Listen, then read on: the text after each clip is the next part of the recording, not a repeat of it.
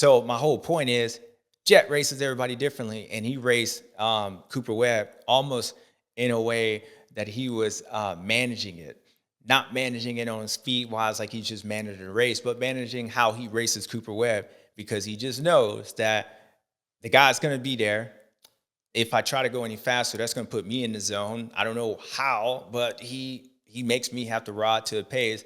But the one thing I cannot do is I cannot be halfway through this thing and allow this dude to take that 3-4 seconds to like 2, and get close.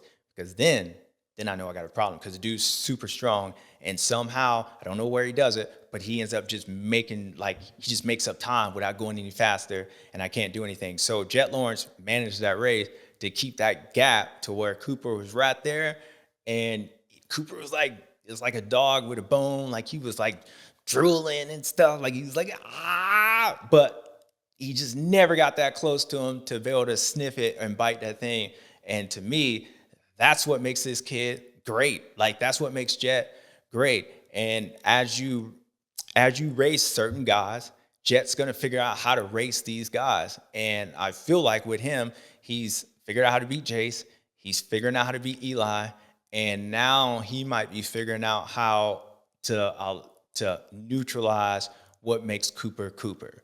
And that part, as age and as like everybody does, you just understand how to win, and you can have to win in different ways. Because as I go back to it, I raced Ricky different than I raced Chad. I raced Chad different than I did RV and Ryan Dungey.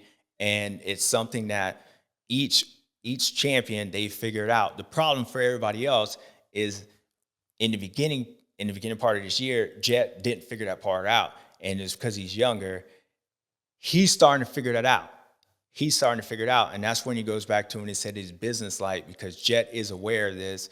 And I think that's where he's coming from, more of the mental side of figuring out how to actually attack these guys and win the race, being dictated off of who's behind you and the circumstances.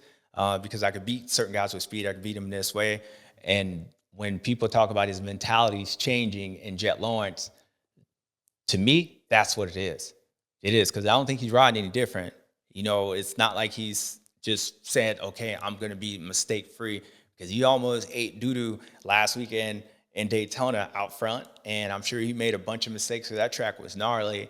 What he's doing is racing each guy and the circumstances. He's getting better at managing and, I guess, dictating and racing each race in each lap, the circumstance, the rider, and understanding that racing this rider, I'm going to race him differently than I race that guy.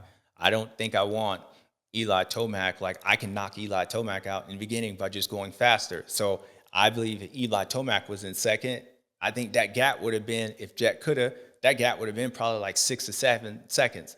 He would have made the decision probably to go faster and take that chance to make sure he knocks Eli out in the beginning part of the race. Because if Eli feels like he probably is going to beat Jett in beast mode. Beast mode is speed. So if Jett can knock that out and make Eli believe that he ain't got the speed, then that race is over with. So the gap, he would be bigger in the beginning, where he just knows Cooper Webb, no matter how fast I go, it's if I allow him to get back in at the end part of the race, then that's going to be a problem. So I'm going to get my gap so I can hit my own lines and just make sure I don't make a mistake to allow this dude to come back up. And to me, that's where your races is. And it's going to be cool to watch as each one of these guys get better. If Cooper finds a little bit more speed, then that might change. Chase Sexton continues riding like he did in that heat race, then that might change. But as of right now, I think what we're watching is Jett Lawrence not changing the way he's approaching or changing the motorcycle or saying, I'm just not going to ride mistake-free or doing something different. I think he's understanding how to race these guys. And that happens with every guy who ends up winning a championship. Really, everybody. You race Ken Roczen different than you would Cooper Webb and vice versa. And that's what we're watching. And I think that's where it's getting really tricky with those guys.